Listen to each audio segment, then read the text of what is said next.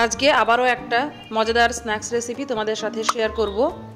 খুবই সহজ বানানো, হাতের কাছে থাকা সামান্য কিছু উপকরণ দিয়েই এই স্ন্যাক্সগুলো তোমরা বানিয়ে নিতে পারবে। তো পুরো ভিডিওটাকে স্কিপ না করে দেখার অনুরোধ রইল। প্রথমে আমি একটা মিক্সিং বোল নিয়ে নিচ্ছি, দিয়ে দিচ্ছি পেঁয়াজ কুচি, লঙ্কা কুচি, স্বাদ মতো লবণ, অল্প একটু হলুদ গুঁড়ো ও লঙ্কা গুঁড়ো। এবার সমস্ত শুকনো মশলা দিয়ে আমি লঙ্কা পেঁয়াজটাকে একটু মাখিয়ে নেব খুব ভালোভাবে। এবার দিয়ে দিচ্ছি আমি ডিম, এখানে দুটো আমি ডিম দেব। ডিম দেওয়ার পর খুব ভালোভাবে হাত দিয়ে ফেটিয়ে নেব। তো ভিডিওটিকে তোমরা একটা লাইক দিয়ে অবশ্যই কন্টিনিউ করবে। ডিম ফাটানো হয়ে গেলে আমি কড়াইয়ে দিয়ে দিচ্ছি সরষের তেল। তেলটা একটু গরম হয়ে গেলে আমি দিয়ে দেব ডিমের মিশ্রণ।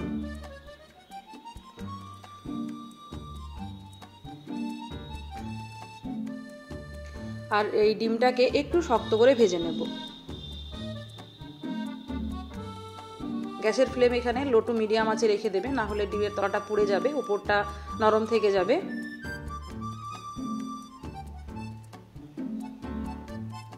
তো এইভাবে ডিমটা কিছুক্ষণ ভেজে নেব। আর ভাজা হয়ে গেছে, এবার আমি তুলে নিচ্ছি।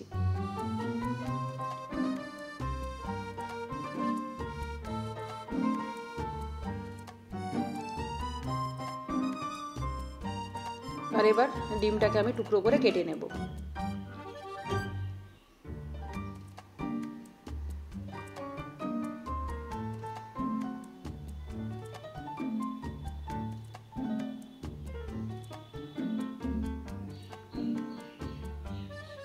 তো এই দেখো, এইভাবে আমি ছোট ছোট করে পিস করে কেটে নিলাম।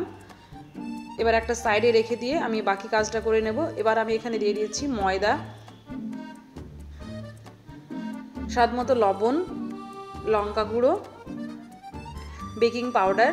এবার সমস্ত শুকনো উপকরণ ভালোভাবে একটু মিশিয়ে নেব।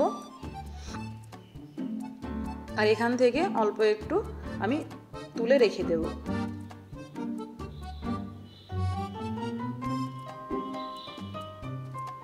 তো এবার বাকি ময়দাতে আমি জল দিয়ে একটা পাতলা ব্যাটার বানিয়ে নেব।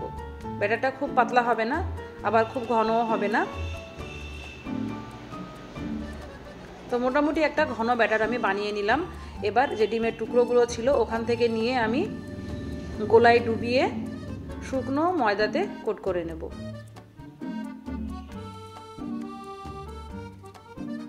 তো এইভাবে দুবার করে নিতে হবে। একবার শুকনো ময়দা মাখিয়ে আবারও গোলায় ডুবিয়ে নেব। এরপর আবার ময়দা মাখিয়ে তুলে রাখবো।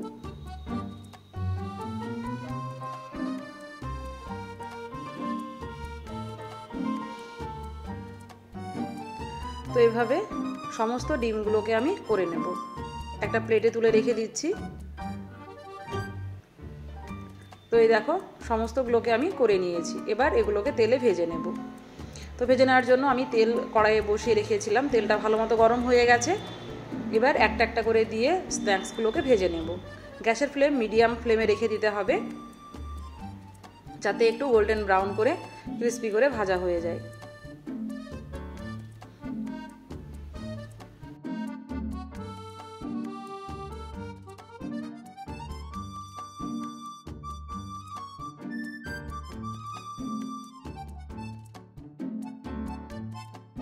তো দেখতে পেলে শুধুমাত্র ডিম দিয়ে কত সুন্দর এইরকম স্ন্যাক্স বানিয়ে নেওয়া যায় ঝটপট। তো অবশ্যই তোমরা একবার ট্রাই করবে। রেসিপিটি কেমন লাগলো আমাকে কমেন্ট বক্সে কমেন্ট করে জানাবে। ভালো লাগলে অবশ্যই চ্যানেলটিকে সাবস্ক্রাইব করে দেবে, তোমাদের ফ্রেন্ডস ফ্যামিলির সাথে আমার রেসিপিগুলোকে শেয়ার করে নেবে। তো দেখো, আমার ভাজা হয়ে গেছে। এবার আমি তেল ঝরিয়ে তুলে নেব। এর থেকে বেশি আর ভাজলে ভালো লাগবে না। তো এবার সস দিয়ে পরিবেশন করে নেব। তো আজকের রেসিপিটি কেমন লাগলো জানিয়ে দেবে কমেন্ট বক্সে। ভালো লাগলে ভিডিওটিকে লাইক করে চ্যানেলটিকে সাবস্ক্রাইব করে নেবে। তো আজকের ভিডিওটা এই পর্যন্তই। দেখা হবে আবারও নতুন কোনো একটা ভিডিও নিয়ে। ততক্ষণ তোমরা সকলে খুব ভালো থাকবে, সুস্থ থাকবে ও আমার পাশে থাকবে।